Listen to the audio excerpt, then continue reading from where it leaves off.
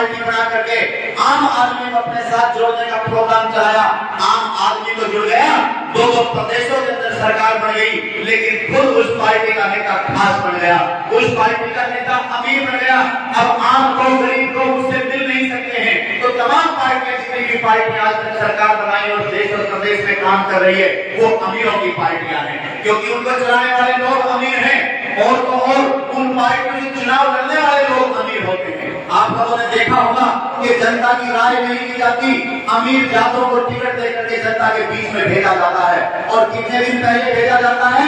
10, 15, 20 दिन, 25 दिन, महीना पहले जनता के बीच में भेजा जाता है। और जब उनको टिकट देने की प्रक्रिया चलती है, तो इन तमाम पार्टियों का जो प्रक्रिया है टिकट देने का, तो जैसे ही कोई उम्मीदवार अमीर ज्यादा इनके पास में पहुंचता है, तो ये पार्टियां कहती है कि तेरे पास कितना धन है, कितना धन है, कितना धन तो तू पार्टी के अंदर जमा कराएगा, और कितने धन से तू गरीब लोगों की वोट खरीदने का काम करेगा, कितने धन से तू इन गरीब लोगों को अपनी चकाचौंध दिखाएगा, कितने धन से तू इन गरीब लोगों को लोक लुभाव में वादे करके, झूठे वादे करके इनको बहकाने का काम करेगा। ये प्रक्रिया इन अमीर पार्टियों की है। तो जो अमीर उम्मीदवार इनके उस प्रोटोकॉल के ऊपर फिट बैठते हैं, उस अमीर जाते को ये लोग अपनी टिकट देने का काम करते हैं। तो इन पार्टियों को चलाने वाले लोग अमीर हैं, इन पार्टियों से चुनाव लड़ने वाले लोग अमीर होते हैं, और इन पार्टियों से तो वोट मांगने वाले लोग भी अमीर होते हैं। अरे गरीब को तो इन पार्टियों के अंदर वोट मांगने के लिए नहीं लगाया जाता, इन पार्टियों की तो वोट मांगने वाले लोग भी अमीर होते हैं। गरीब तो इन अमीर पार्टियों के अंदर सिर्फ एक काम करता है कि वो गरीब आदमी इन पार्टियों को सिर्फ वोट देने का काम करता है। और असली बात तो तब शुरू होती है जब ये गरीब जनता, ये गरीब लोग इन अमीर पार्टियों के अमीर नेताओं को अपना वोट डाल देते हैं, और अमीर पार्टी का अमीर नेता जीत करके वो एमएलए बन जाता है, वो विधानसभा चंडीगढ़ के अंदर जाकर के बैठता है। तो ऐसी हरियाणा की 90 विधानसभाओं के अंदर 90 अमीर जादे लोग एमएलए बन करके जाते हैं, और वो 90 अमीर जादे लोग उस विधानसभा के अंदर बैठ करके 5 साल तक के योजना बनाने का काम करते हैं कि जिन गरीब लोगों ने तुम्हें वोट दिया है वो और ज्यादा कैसे गरीब है। ये प्रोग्राम वो 90 अमीर लोग बनाते हैं कि जिन गरीब लोगों ने तुम्हें वोट दिया है वो और गरीब ज्यादा कैसे हो। क्यों? क्योंकि तुम्हारे गरीब रहने के अंदर उनका फायदा है, तुम्हारे गरीब रहने के अंदर उनका फायदा है। गरीब रहने में क्यों फायदा है? क्योंकि जब आप गरीब रहोगे तो तुम्हारी आवश्यकता है, तुम अपनी आवश्यकताओं को पूरा नहीं कर पाओगे। तुम जब गरीब रहोगे तो इनके द्वारा खोले हुए महंगे स्कूलों के अंदर अपने बच्चों को नहीं पढ़ा पाओगे। जब तुम गरीब रहोगे तो अपने माँ बाप को, अपने बच्चों को अच्छी दवाइयां नहीं दिला पाओगे, क्योंकि इनके जो हॉस्पिटल इन्होंने खोले हैं वो बड़े महंगे हॉस्पिटल हैं। मेरी बहन पुष्पा जागीर आयुष्मान कार्ड की बात कर रही थी, मैं उस बात को रोज देखता हूँ। आयुष्मान कार्ड तो बन जाता है, लेकिन उसके अंदर जब गरीब आदमी अपना इलाज करने के लिए हॉस्पिटल जाता है तो उसको ये कहा जाता है कि तेरी बीमारी इस आयुष्मान कार्ड के अंदर कवर नहीं होती है, तेरी बीमारी कवर नहीं होती है।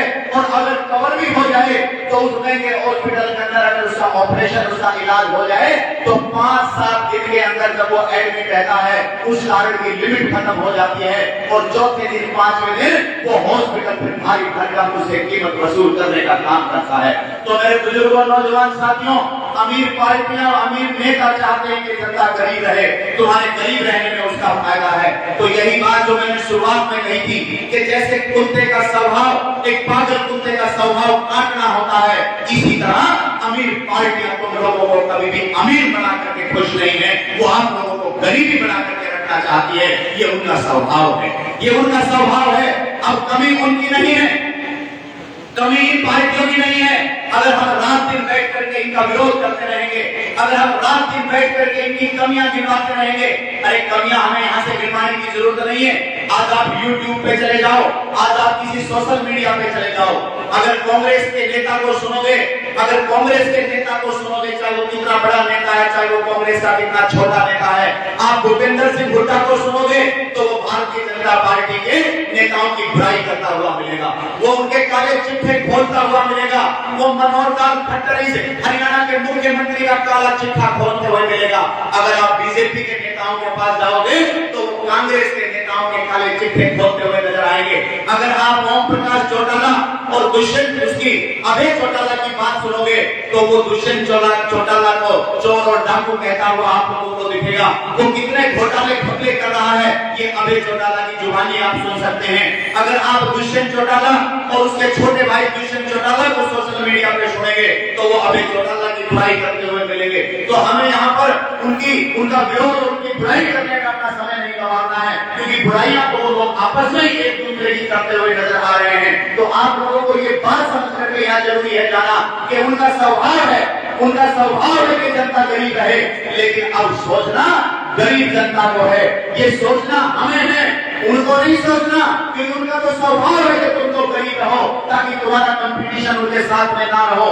और गरीब आदमी जब गरीब रहेगा तो वो जो अमीर नेता है, वो अमीर जो 90 एमएलए हैं, वो 5 साल तक उस विधानसभा में बैठ करके हालात पैदा करते हैं।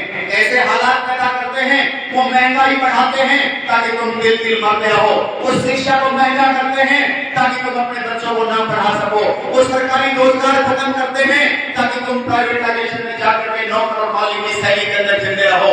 वो तमाम तरह के हालात पैदा करते हैं कि तुम लोग कैसे दुखी हो, और अपने द्वारा हालात पैदा किए हुए उन हालातों के ऊपर वो 5 साल में अपनी विधानसभा से निकलते हैं, विधानसभा के अंदर आते हैं। 5 साल तक नजर नहीं आते, क्योंकि 5 साल में तो वो हालात पैदा करते हैं, 5 साल में तो वो हालात पैदा करते हैं, और 5 साल में जब चुनाव आते हैं तो अपने द्वारा पैदा किए हुए हालातों के ऊपर आप लोगों को भाषण देने के काम करते हैं। हालात खुद पैदा करते हैं, उन हालातों के मुताबिक आप लोगों को भाषण देते हैं, और भाषण के अंदर वो फ्री के अंदर क्या क्या देंगे, कैसे जो हालात उन्होंने पैदा किए हैं उन हालातों के ऊपर मरहम कैसे लगेगी, वो हालात कैसे दूर होंगे। दूर करने नहीं है, उन हालातों को पैदा करके उन हालातों के ऊपर वोट मांगने के ऊपर रोने पीटने का, तुम्हारे पैर छूने का, तुम्हारे गले लगाने का वो नाटक करते हैं, ताकि तुम दुखी लोग अपने हालातों के ऊपर, उन हालातों के ऊपर जो तुम हालात उनके बनाए हुए हैं उनको दूर करने के लिए अपना वोट उनको दे देते हो। और निष्कर्ष क्या निकलता है कि अमीर नेता हालात पैदा करता है, अमीर नेता हालात पैदा करता है, गरीब आदमी उन हालातों और भाषण में फंस करके अपना वोट देता है। गरीब आदमी वोट देता है, अमीर आदमी एमएलए बनता है, अमीर पार्टी सरकार बनाती है, अमीर पार्टी सरकार बनाती है, फिर सरकार बनाती है तो 5 साल फिर योजना बनाती है कि गरीब आदमी कैसे गरीब हो। गरीब आदमी फिर गरीब हो जाता है, वो गरीब आदमी फिर वोट करता है अमीर नेता को, अमीर नेता फिर एमएलए मंत्री बनता है, वो फिर अमीर मंत्री एमएलए फिर तुम्हें गरीब बनाता है। तो ये जो गरीब नेता, ये गरीब जनता अमीर नेता, गरीब जनता अमीर नेता का जो चक्कर चलता जा रहा है उसमें आप लोग फंसे हुए हो। तो कमी उनकी नहीं है, क्योंकि उनका तो स्वभाव है कि वो तुम्हें गरीब बनाएंगे। अब सोचना तुम्हें है कि तुम अगर उन्हीं अमीर पार्टियों को वोट देते रहोगे, जब एक गरीब आदमी, मैं हर बार कहता हूं, जब एक गरीब आदमी अमीर पार्टी को वोट देता है तो वो अपनी गरीबी के फर्म भरने का काम करता है। और यही हो रहा है कि आज हरियाणा प्रदेश के 80% परिवार, इस भारत के 80% परिवार आज गरीबी रेखा के नीचे चले गए हैं। आज ये गरीब जनता अमीर बनने के सपने नहीं लेती, वो अमीर बनने की लड़ाई नहीं लड़ती। इस देश की गरीब जनता गरीब बनने की लड़ाई लड़ती है। वो अपने पंच सरपंच के पास जाते हैं, वो अपने ब्लॉक समिति जिला पार्षद के पास जाते हैं, वो अपने एमएलए के पास जाते हैं, और वो जाकर के ये कहते हैं कि आप हमें अमीर तो नहीं बना रहे हो, लेकिन कम से कम गरीब तो बना दो, हमारा बीपीएल का कार्ड तो बना दो। अगर बीपीएल का कार्ड बन जाएगा तो बीपीएल के अंदर जो फ्री के 5 किलो अनाज जो मिलता है, 2 किलो चावल जो मिलता है, जो फ्री में जो चीजें मिलती है, अगर हमें वो मिल जाएगा तो कम से कम अपने बच्चों का पेट तो भर लेंगे। ऐसे हालात की अमीर पार्टियों ने तुम्हारे बीच में पैदा कर दिए हैं। तो मैं यहाँ ये बात समझाने के लिए तो मैं खड़ा हुआ हूँ कि अगर तुम उन अमीर पार्टियों के अमीर नेता को ही वोट देते रहोगे तो ये कमी उनकी नहीं है, ये कमी तुम्हारी है। इसलिए इस कमी को दूर करने के लिए, इस देश के, इस प्रदेश के उन कमेरों को इकट्ठा करने के लिए, इस प्रदेश के गरीबों को इकट्ठा करने के लिए ये मंच पर बैठे हुए लोगों ने भारतीय कमेरा वर्ग पार्टी का निर्माण इस हरियाणा के अंदर किया है। और मैं आह्वान करता हूँ इस मंच से, इस विरोध प्रदर्शन में मैं अपील करता हूँ कि जाओ और अपने घरों से निकलो, अपने घरों से निकलो और जाकर के बताओ कि इन अमीर पार्टियों के अमीर नेताओं को आने वाले 2024 के अंदर उस सत्ता से उखाड़ कर फेंकना है, इन लुटेरों को सत्ता से हटाना है, और आने वाले 2024 के अंदर गरीब कमेरे की सरकार इस हरियाणा प्रदेश के अंदर बनानी है। ये बात मैं आप लोगों को यहाँ से बताने के लिए खड़ा हुआ हूं मेरे बुजुर्गों, नौजवान साथियों। लेकिन ये इतनी आसान बात नहीं है, ये इतनी आसान बात नहीं है। मुझे दुख होता है, मुझे दुख होता है। दुख क्यों होता है? क्योंकि हालात नहीं है। जब अमीर और गरीब की लड़ाई हो रही है, जब अमीर नेताओं के बीच में और गरीब भारत के कमेरा वर्ग पार्टी जो गरीबों की पार्टी है, जब उसके अंदर लड़ाई हो रही है, तो अगर इतने संसाधन नहीं है कि हम ये ऐतिहासिक चबूतरे को हम बुक करें, इतने संसाधन नहीं है कि यहां पर हम सोफे और कुर्सियां बिछाएं, इतने संसाधन नहीं है कि इतनी अच्छी सुंदर कुर्सियां बिछाएं, इतने संसाधन नहीं है कि इस कालीन और मेट को हम बिछाएं। और जब ऐसे हालात नहीं है, इतनी ताकत नहीं है, उसके बावजूद भी भारत की कमेरा वर्ग पार्टी आप लोगों को हर हफ्ते बुला करके, हर हफ्ते जिला बदल करके अपने कार्यक्रम रखती है, जिला बदल करके कार्यक्रम रखती है। चौधरी जगमान सिंह जी यहाँ से बात रख रहे थे कि किसी बड़ी पार्टियां या मीर जातों के कितने कार्यक्रम नहीं होते हैं। अगर मैं इस साल के कार्यक्रम गिनवाऊं तो इस साल की शुरुआत 26 फरवरी को यमुनानगर जगाधरी के अंदर चौधरी जगमान सिंह जी, जो हमारी अंबाला लोकसभा के प्रत्याशी हैं, पार्टी के राष्ट्रीय महासचिव हैं, उन्होंने वहां पर जगाधरी के अनाज मंडी के अंदर बड़ा कार्यक्रम करने का काम किया। 26 फरवरी के बाद में 12 मार्च को गुड़गांव लोकसभा के अंदर आदरणीय प्रीतम जागरा जी की अध्यक्षता के अंदर एक बड़ा कार्यक्रम वहां पर हुआ। उसके बाद 19 मार्च को भिवानी के अंदर बहन बालाजी के नेतृत्व के अंदर बड़ा कार्यक्रम हुआ। 19 मार्च के बाद में 2 अप्रैल को भाई शशिकांत मेहरा जी की अध्यक्षता के अंदर करनाल के अंदर बड़ा कार्यक्रम हुआ। 9 अप्रैल को रणसिंह रंगा जी जो सोनीपत से चल करके आए हैं, उनकी अध्यक्षता के अंदर सोनीपत के अंदर बड़ा कार्यक्रम नवीन भाई और राजेश पुरी टीम के सहयोग से हुआ। 16 अप्रैल को भाई सुशील चांदा जी मंच में बैठे हैं, फरीदाबाद के अंदर आप लोगों ने कार्यक्रम किया। 23 मार्च को आप लोगों ने भवानी खेड़ा के अंदर भाई रमेश सिहाग जी के नेतृत्व में कार्यक्रम किया। 30 अप्रैल को आप लोगों ने राष्ट्रीय और अपने स्टेट कार्यकारिणी की मीटिंग की। और आज 7 मई है। आप लोग कैलकुलेशन कर सकते हैं, एक भी हफ्ता ऐसा नहीं बचा, एक भी हफ्ता ऐसा नहीं बचा जब भारतीय कमेरा वर्ग पार्टी ने किसी न किसी जिले के अंदर सजा सजावट करके और ऐसे कार्यक्रम और इन अमीर जाति पार्टी को ललकारने का काम नहीं किया। मेरे बुजुर्गों, नौजवान साथियों, मैं आप लोगों को नहीं कह रहा हूं, मैं अपना दुख मेरे मंच पे बैठे हुए पदाधिकारियों को जताना चाहता हूं। ये कार्यक्रम हमें किसी ने दिए नहीं है, ये कार्यक्रम हमें किसी ने दिए नहीं है। अगर भूपेंद्र सिंह हुड्डा या हरियाणा में कार्यक्रम करता है तो उसकी प्लानिंग दिल्ली से बनकर के आती है, उसकी प्लानिंग दिल्ली से बनकर के आती है। राजीव गांधी और सोनिया गांधी उसका प्रोग्राम बनाने का काम करती है। अगर अशोक तंवर हरियाणा के अंदर कोई कार्यक्रम करता तो उसकी प्लानिंग में दिल्ली से चल करके आती है, अरविंद केजरीवाल उसको प्रोग्राम बना करके देता है। जैसे मैं आप लोगों को बताऊं कि आज अरविंद केजरीवाल ने हरियाणा का संगठन भंग किया हुआ है। आप लोग समझ लीजिए, भारत मैंने पहले भी ये बात मैंने 12 मार्च को भी आप लोगों को बताई थी कि भारतीय जनता पार्टी ने अरविंद केजरीवाल को कहा है कि तू हरियाणा के अंदर हमारा नुकसान कर रहा है, इसलिए तेरा संगठन कम से कम 5-7 महीने नहीं बनना चाहिए। इसलिए आम आदमी पार्टी का संगठन आज हरियाणा प्रदेश के अंदर नहीं बन रहा है। ये अशोक तंवर पूरे हरियाणा के अंदर अपने चंद लोगों को लेकर के उछल कूद करता घूम रहा है, लेकिन इसका प्रोग्राम उस दिल्ली से बनकर के आता है। इसके अंदर औकात नहीं कि यहाँ बैठ करके संगठन बना सके।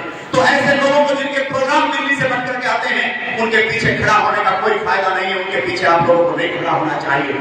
अगर मनोहर लाल खट्टर भी कोई कार्यक्रम करता है, वो इस प्रदेश का मुख्यमंत्री है, उसका भी प्रोग्राम दिल्ली से बनकर के आता है। दुष्यंत चौटाला अगर कोई कार्यक्रम करता है तो फिर उसका प्रोग्राम मनोहर लाल खट्टर बनाता है। उसके चाचा को मैं कल सुन रहा था, अरे दुष्यंत चौटाला कहता है कि हमने भूपेंद्र सिंह हुड्डा के साथ में सरकार बनाने का प्रस्ताव दिया, लेकिन भूपेंद्र सिंह हुड्डा ने हमारा जो कॉमन मिनिमम प्रोग्राम था, हमारे जो एजेंडे थे, उसके अपनी सहमति नहीं जताई, इसलिए हमने भारतीय जनता पार्टी के साथ सरकार बनाई।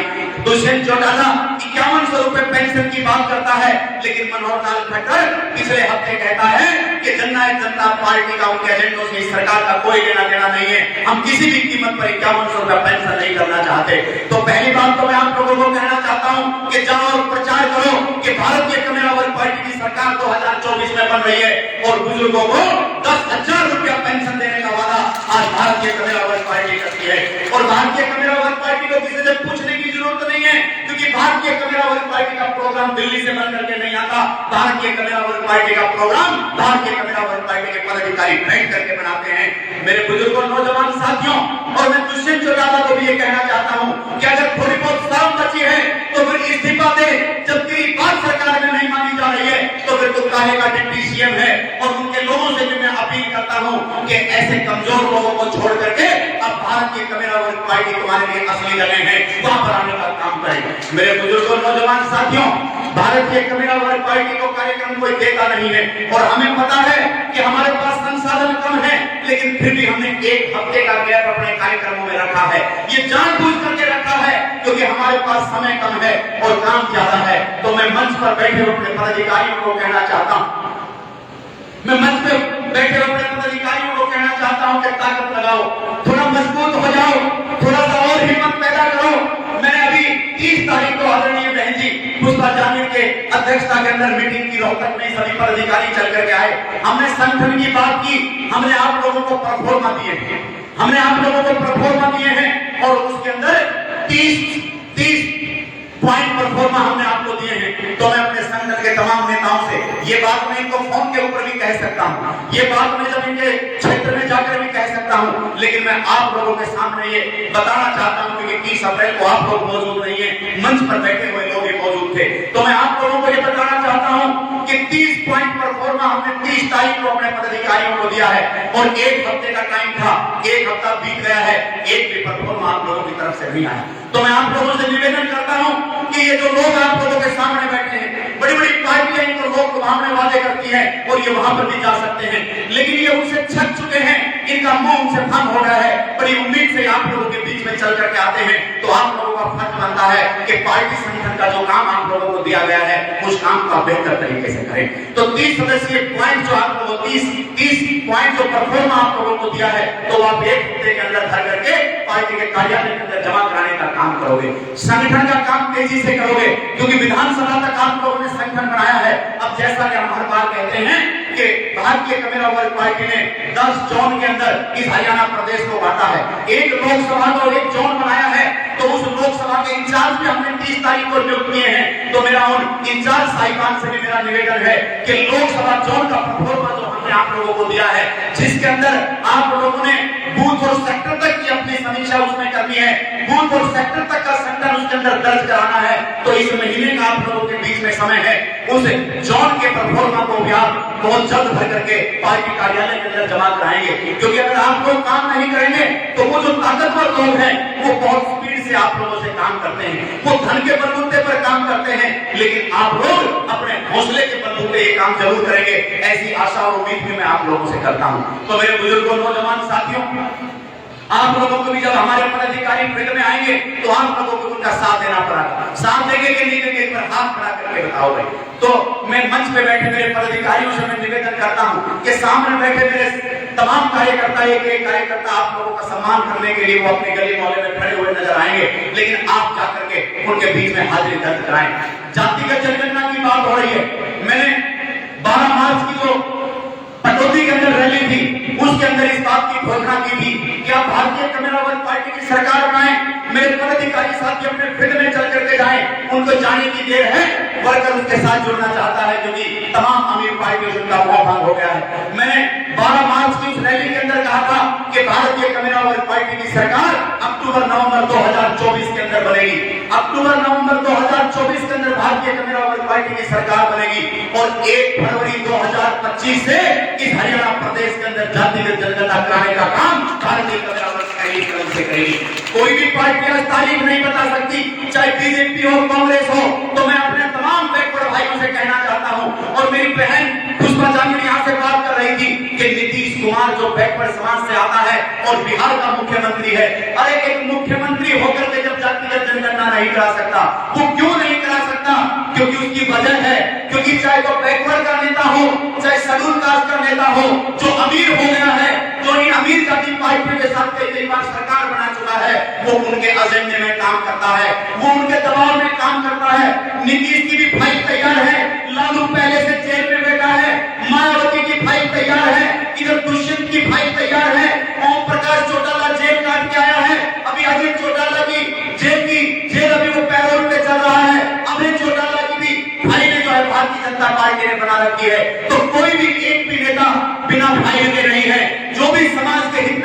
करता है, उसकी फाइल ये भारतीय जनता खोलने का काम करती है।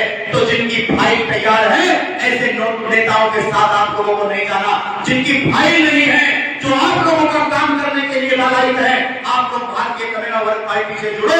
जातिगत जनगणना का काम 1 फरवरी 2025 से पहले कदम से भारतीय कम्युनिस्ट वर्ग पार्टी करने का काम करेंगे। मैं अपील करता हूं अपने एक कच्चे कर्मचारी से कि भारतीय कम्युनिस्ट वर्ग पार्टी की सरकार बनेगी और भारतीय कम्युनिस्ट वर्ग पार्टी इस हरियाणा कौशल रोजगार निगम को बंद करने का काम करेगी। क्योंकि भारतीय कम्युनिस्ट वर्ग पार्टी संविधान को मानने वाली पार्टी है। और संविधान क्या कहता है? परम पूज्य बाबा साहब डॉक्टर अम्बेडकर कहते हैं कि मेरे संविधान की अगर ताकत है वो सरकारी संस्थाएं हैं। और ये भारतीय जनता पार्टी और कांग्रेस जो दोनों मिले हुए हैं, भारतीय जनता पार्टी और कांग्रेस जो दोनों मिले हुए हैं, जो दोनों ही पार्टियां इस संविधान को खत्म करना चाहती है, वो डायरेक्ट तो संविधान को खत्म नहीं कर सकती, लेकिन सरकारी संस्थाओं का निजीकरण करके जब सरकारी संस्थाएं निजी हो जाएगी, तो सरकारी संस्थाएं जब निजी हो जाएगी तो संविधान इस देश से खत्म हो जाएगा। तो वो सरकारी संस्थाओं को निजी करके और इस संविधान को कमजोर करना चाहती है। तो भारतीय कम्युनिस्ट वर्ग पार्टी, जब भी आप भारतीय कम्युनिस्ट वर्ग पार्टी का पर्चा उठाएंगे तो उसमें पहली पार्टी से भी ऊपर जो लाइन लिखी होगी उसमें लिखा होगा कि भारतीय कम्युनिस्ट वर्ग पार्टी एक आंदोलन है और वो निजीकरण के खिलाफ एक आंदोलन है। तो निजीकरण को खत्म करने का काम भारतीय कम्युनिस्ट वर्ग पार्टी करेगी। इस हरियाणा कौशल रोजगार निगम को पहली कदम से खत्म करेगी और तमाम ठेके पर लगे हुए कर्मचारी, तमाम कच्चे कर्मचारी, तमाम जो बेरोजगार नौजवान है, उसको सरकारी नौकरी देने का काम भारतीय कम्युनिस्ट वर्ग पार्टी करेगी। और 50,000 रुपए का रोजगार, 50,000 रुपए का रोजगार उस घर में देने का काम भारतीय कम्युनिस्ट वर्ग पार्टी करेगी जिस परिवार ने आज तक नौकरी का मुंह नहीं देखा। जिस घर में नौकरी नहीं है उसको मिनिमम 50,000 रुपए का रोजगार भारतीय कम्युनिस्ट वर्ग पार्टी देगी। क्यों? क्योंकि हरियाणा का बजट 2 लाख करोड़ है। आप लोगों को तो मालूम भी नहीं होता। मैं गांव-गांव जाकर के पूछता हूँ, नौजवानों से पूछता हूँ कि हरियाणा का बजट कितना है, आप लोगों को मालूम नहीं होता। नोट कर लो, हरियाणा का बजट 2 लाख करोड़ है, लेकिन ये सरकारें उस 2 लाख करोड़ में से वो सरकारें उस 2 लाख करोड़ में से 70,000 करोड़ रुपया, 70,000 करोड़ रुपया सालाना फ्री का दलिया और फ्री के दाल चावल देने के अंदर इस्तेमाल करती है। 70,000 करोड़ रुपया, जिस 70,000 करोड़ से तुम्हारा स्वाभिमान चूर चूर होता है, जिस 70,000 करोड़ का इस्तेमाल तुम्हें गरीब और लाचार बनाने के अंदर इस्तेमाल किया जाता है, भारतीय कम्युनिस्ट वर्ग पार्टी 50,000 करोड़ रुपया हर परिवार के अंदर 50,000 रुपए का रोजगार देने के अंदर इस्तेमाल करेगी। अरे जब ये 2 लाख करोड़ में से 70,000 करोड़ रुपया खर्च करके इस प्रदेश को चला सकते हैं, तो हम 2 लाख करोड़ में से 50,000 करोड़ रुपए का हर घर में रोजगार देकर के इस प्रदेश को और प्रगति के पथ के ऊपर लेकर के जाएंगे। और ये सरकार एक षड्यंत्र कर रही है। मैं निवेदन करता हूं मेरे मजदूर माँ बाप से कि वो आप लोगों के बच्चों को रोजगार जानबूझ करके नहीं देना चाहते, क्योंकि जब तुम्हारा बच्चा बेरोजगार होगा तो वो नशे की लत में पड़ जाएगा। आज हरियाणा के घर घर मोहल्ले के अंदर नशा है। मैं रात को यहाँ पर 2 रात से मैं महम में हूँ। हमने परसों रात को यहाँ पर पर्चे लगाए, कल रात को ये सजावट करने का काम किया। मैं इस मोहल्ले के अंदर घूमा तो मुझे मोहल्ले के अंदर 15-15 साल के नौजवान नशे के अंदर खुद मिले। आज आपके मोहल्लों के अंदर नशा आ रहा है, जानबूझ करके नशा परोसा जा रहा है, क्योंकि बेरोजगार युवा नशा करेगा, उसके बच्चे रोएंगे, पीटेंगे, उसकी पत्नी उससे पैसा मांगेगी, उसके पास पैसा नहीं है।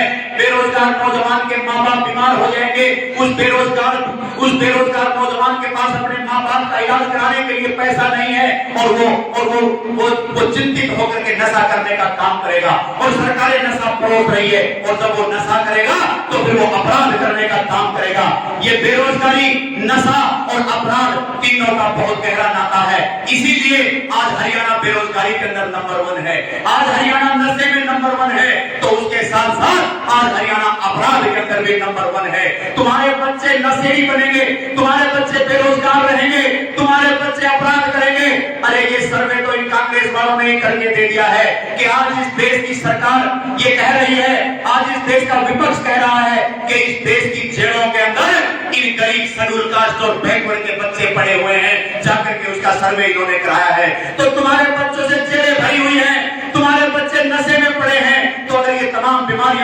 खत्म करना चाहते हो तो मैं फिर अपील करता हूं कि ये तमाम एजेंडे लेकर के आप जनता के बीच में जाओ। मेरे पदाधिकारी साथियों, जनता तुम्हारे साथ जुड़ने को तैयार है। अरे भारतीय कमेरा वर्ग पार्टी किसी जाति की पार्टी नहीं है, भारतीय कमेरा वर्ग पार्टी किसी धर्म की पार्टी नहीं है, ये कमेरों की पार्टी है, ये गरीबों की पार्टी है। और गरीब तो किसी भी समाज में हो सकता है, ब्राह्मण भी गरीब हो सकता है, ठाकुर भी गरीब हो सकता है, बानिया भाई भी गरीब हो सकता है, शेड्यूल कास्ट भी गरीब हो सकता है और बैकवर्ड भी गरीब हो सकता है। तो जाओ, जाकर के हिंदू भी गरीब हो सकता है, मुसलमान भी गरीब हो सकता है। जाओ तमाम गरीबों को कहो कि इन अमीर पार्टी के अमीर नेताओं को छोड़ दो। भारतीय कमेरा वर्ग पार्टी एकमात्र पार्टी गरीब कमेरे की है। और मैं पूरा आश्वस्त हूं कि जब इन सरकारों ने, जब इन अमीरों ने सरकार बनाई है तो प्रदेश के अंदर गरीबों की संख्या बढ़ाने का काम किया है। आज गरीबों की संख्या ज्यादा है और वो तमाम गरीब जब भारतीय कमेरा वर्ग पार्टी के साथ खड़ा हो जाएगा, तो तमाम गरीब जब भारतीय कमेरा वर्ग पार्टी के साथ खड़ा हो जाएगा, तो भारतीय कमेरा वर्ग पार्टी के साथ लोगों की संख्या बढ़ जाएगी। और जिस पार्टी के साथ में लोगों की संख्या ज्यादा होती है, लोकतंत्र में उनकी सरकार बनती है, तो आप लोगों की निश्चित तौर पर 2024 में सरकार बनेगी। ऐसा काम, ऐसा ऐलान मैं आज यहाँ से कर रहा हूँ। लेकिन मैं फिर कहता हूँ कि मैं कई बार बहुत चिंतित और दुखी होता हूँ, क्योंकि आप लोग जितना काम करना चाहिए उतना काम करते नहीं है। तो एक बार हाथ खड़ा करके, पहले मंच पर बैठे हुए पदाधिकारी अपना हाथ खड़ा करके बताएंगे जनता को कि आज के बाद वो और ज्यादा स्पीड से काम कर देंगे। और अब आप ऊपर बैठे हुए नेताओं को आप लोग अपना आश्वासन देंगे कि जब आप आएंगे तो हम आप लोगों की अगुवाई के अंदर अपने गली मोहल्ले और गांव में घुमाने का काम करेंगे, अपने रिश्तेदारों और तमाम गरीबों से आप लोगों को मिलाने का काम करेंगे। और आज से मैं एक और, जब भी हम कोई प्रोग्राम मीटिंग करते हैं तो बहुत सारी ज्वाइनिंग होती है। मैं अपनी तरफ से आदरणीय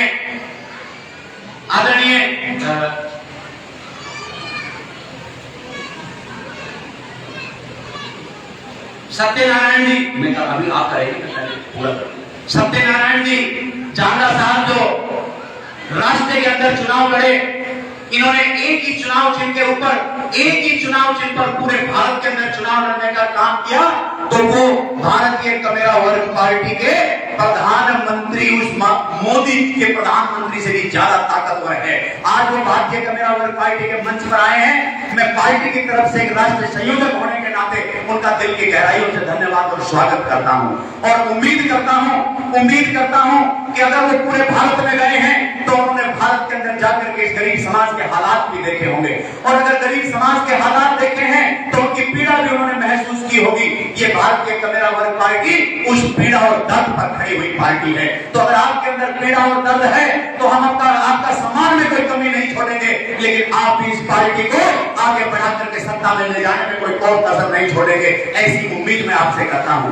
तमाम जितने भी दूसरे साथी आए हैं, मैं उनका भी स्वागत करता हूं और एक अभियान की मैं आज से शुरुआत करता हूं। और मेरे पदाधिकारी साथी इस अभियान को नोट कर लें, क्योंकि मैं बार बार कहता हूं कि चाहे छोटी मीटिंग हो चाहे बड़ी मीटिंग हो, आप अपने साथ कागज और पेन लेकर के आएंगे।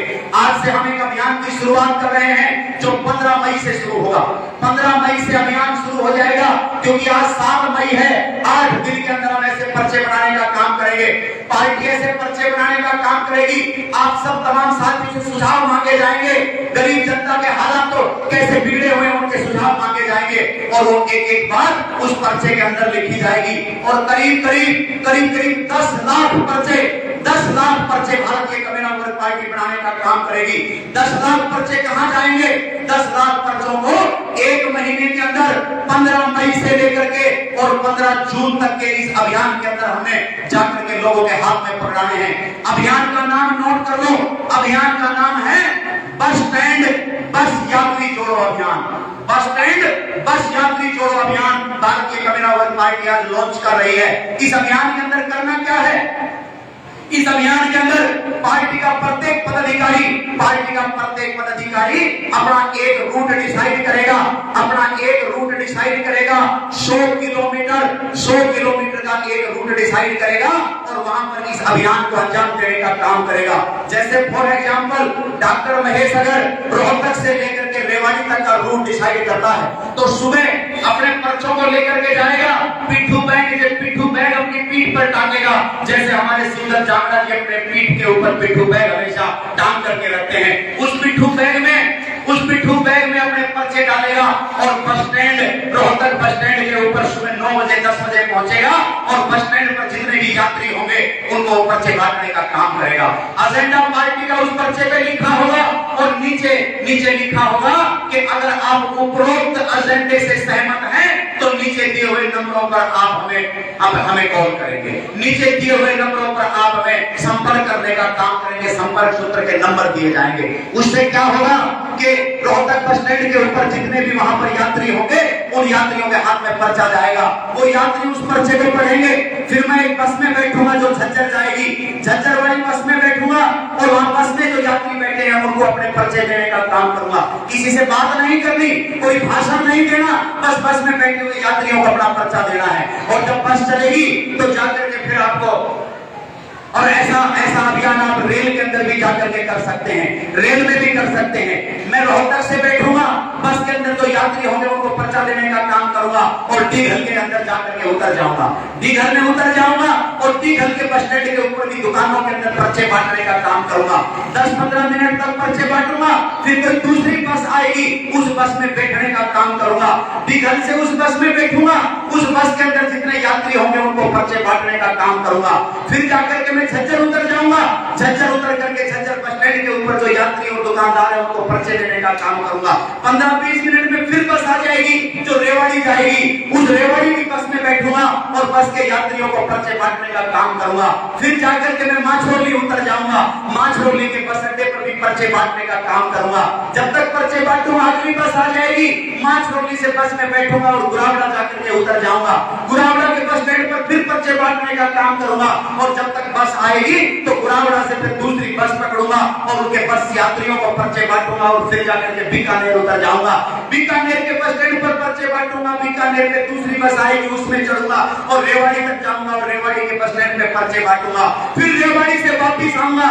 मेरा कहने का मतलब है कि मेरा एक पदाधिकारी अगर 1 महीने के अंदर 4 दिन अगर बस स्टैंड बस यात्री अभियान रेल यात्री अभियान से जुड़ता है तो वो 1 दिन के अंदर 1000 लोगों तक अपने पर्चों को पहुंचाने का काम करेगा। और जिसके हाथ में पर्चा जाएगा अगर उसका 10% भी अगर उनका संपर्क हमसे हो गया, उनका कोड हमारे पास वापिस आ गया तो 100 लोग आप लोगों से जुड़ने की प्रक्रिया में जुड़ेंगे।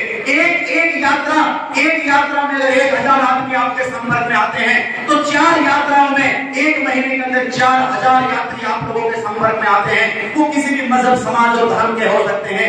एक पदाधिकारी 1 महीने में अगर 4000 लोगों तक संपर्क करता है, ऐसे 100 पदाधिकारी ये काम करेंगे तो 4 लाख लोगों तक तुम 1 महीने के अंदर अपनी बात पहुंचाओगे और निश्चित तौर पर उन 4 लाख में से कई हजार लोग आपकी पार्टी के साथ में जुड़ने का काम करेंगे। तो क्या आप लोग इस अभियान से सहमत हैं? क्या आप लोग इस अभियान से सहमत हैं? मेरा एक पदाधिकारी इस अभियान से सहमत है। इसको हम 15 मई से करने का काम करेंगे। तो अभी आप लोगों के ऊपर काम का वजन बढ़ गया है, अभी आप लोगों के ऊपर काम का वजन बढ़ गया है कि आप लोग ये यात्री अभियान भी चलाएंगे, लेकिन ये तो हफ्ते में सिर्फ 1 दिन चलाना है, बाकी आप अपने संगठन के ऊपर ध्यान देंगे कि आपका लोकसभा का अध्यक्ष है कि नहीं है, आपका प्रदेश का महासचिव आपकी लोकसभा में है कि नहीं है, आपका प्रदेश का सचिव आपकी लोकसभा में है कि नहीं है, आपका जिला अध्यक्ष है कि नहीं है, आपकी जिले की टीम है कि नहीं है, आपके विधानसभा के अध्यक्ष है कि नहीं है। तो इसलिए मेरे नौजवान साथियों, आप लोग अपने फेसबुक से भी जो भी यहाँ से आपकी पार्टी का प्रचार जो सोशल मीडिया पे होता है उसको लाइव करने का काम करेंगे, उसको आप शेयर करने का काम करेंगे सोशल मीडिया पे भी पार्टी का, क्योंकि हमारे पास धन नहीं है। मीडिया वाला आना तो चाहता है, 3-4 मीडिया वाले मुझे 1 हफ्ते से परेशान कर रहे हैं, मैंने उनका फोन भी उठाना बंद कर दिया है। पहली मीटिंग में कोई 20,000 मांग रहा है कि हम आपके कार्यक्रम को लाइव चला देंगे, कोई 10,000 मांग रहा है कि हम आपके कार्यक्रम को कवर कर देंगे, लेकिन भारत की कमेरा वर्ग पार्टी गरीब कमेरे किसान मजदूर की पार्टी है, इसके पास पैसा नहीं है। तो आप लोगों को खुद इसका मीडिया बनना है और अपना प्रचार प्रसार खुद करना है। तो इसलिए मैं अपने कर्मचारी साथियों से भी आह्वान करना चाहता हूं कि अगर तुम्हारी पुरानी पेंशन बहाली के लिए पिटाई होती है तो आप भारतीय कमेरा वर्ग पार्टी के पास आओ, पहली कलम से पुरानी पेंशन को बहाल करने का काम भारतीय कमेरा वर्ग पार्टी करेगी। मैं अपने सरपंच भाइयों से भी अपील करता हूं कि जब तुम अपनी मांग को लेकर के चंडीगढ़ जाते हो और ये सरकार तुम्हारी पिटाई करने का काम करती है तो आप भारतीय कमेरा वर्ग पार्टी के पास आओ, सरपंचों को, पंचों को, ब्लॉक समिति, जिला पार्षद को सम्मान देने का काम भारतीय कमेरा वर्ग पार्टी करेगी। तो मेरे बुजुर्गों, नौजवान साथियों, आप लोगों का वो एक वादा जो अधूरा है, आप लोगों का एक एक वादा जो अधूरा है, एक एक बात जो आप लोगों को तकलीफ दे रही है, एक एक बात जो आप लोगों को पीड़ा और दर्द कर रही है, उस दर्द और पीड़ा के ऊपर ये पार्टी ये खड़ी हुई है। इसका संकल्प भी उस पीड़ा को खत्म करना है। तो इसलिए मैं अपनी बात को एक लास्ट आप लोगों को समझाने की एक समझाने वाली कोई एक कहानी और एक बात बता करके अपनी बात को खत्म करूंगा। बुजुर्गों, नौजवान साथियों, मैं हर मीटिंग में ये बात करता हूं कि अगर मान लीजिए मैं किसी से 100 रुपए उधार लेता हूं, अगर मैं किसी से 100 रुपए उधार लेता हूं और मैं कहता हूं कि 100 रुपए उधार दे तो 6 महीने में लौटा दूंगा, और अगर 6 महीने का नाम लेकर के मैं 1 साल तक नजर ही ना आऊं, 1 साल तक नजर ना आऊं और 1 साल के बाद फिर आऊं और फिर आकर के 100 रुपए मांगू, पहले वाला नाम लौटाऊं और फिर दोबारा 100 रुपए मांगू, तो क्या 100 रुपए मिलेंगे? क्या 100 रुपए मिलेंगे? अरे नहीं मिलेंगे। बल्कि आप ये जरूर कहोगे कि इसको 100 रुपए मत देना, इसने पहले वाले को लौटाए नहीं और पहले वाले लौटाए बगैर आगे फिर 100 रुपए मांग रहा है, ये झूठा आदमी है, इसको मत देना। अरे 100 रुपए की तो कोई कीमत भी नहीं है, 100 रुपए की तो कोई कीमत भी नहीं है।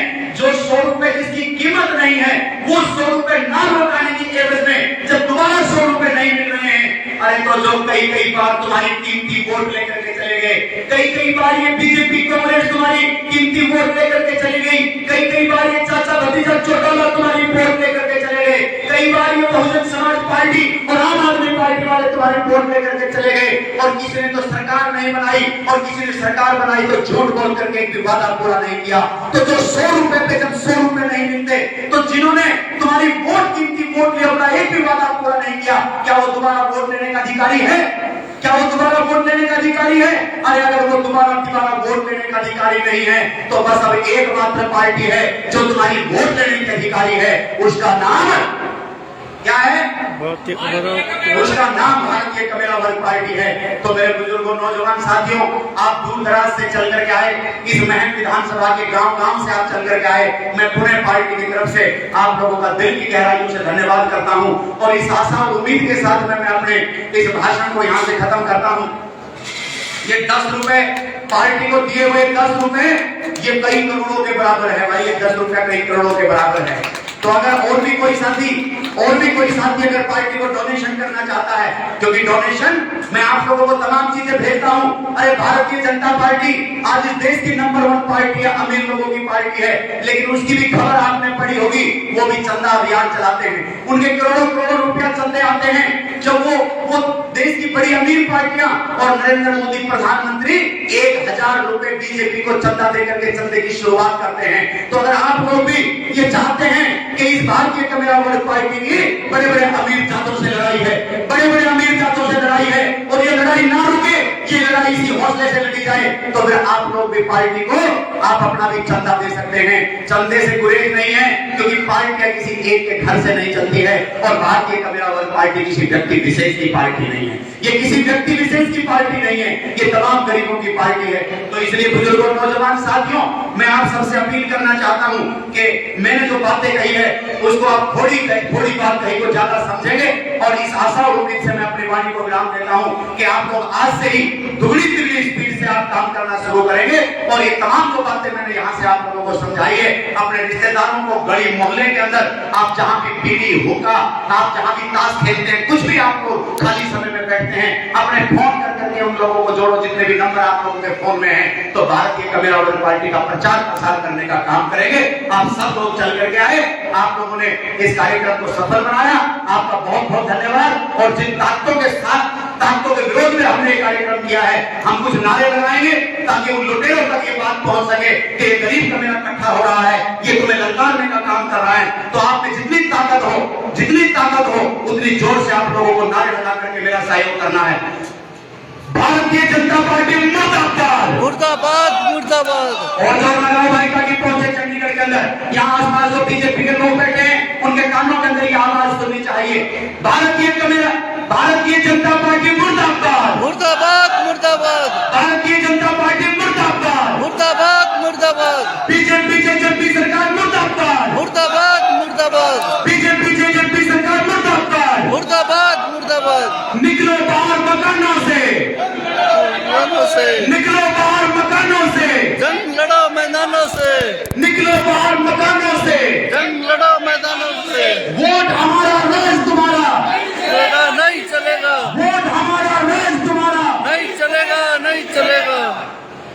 तुम्हारा होता है और राज अमीर करता है।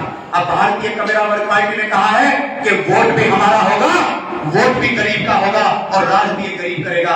तो मैं अब निवेदन करूंगा, आपका बहुत बहुत धन्यवाद। मैंने अपनी बात समाप्त कर दी है।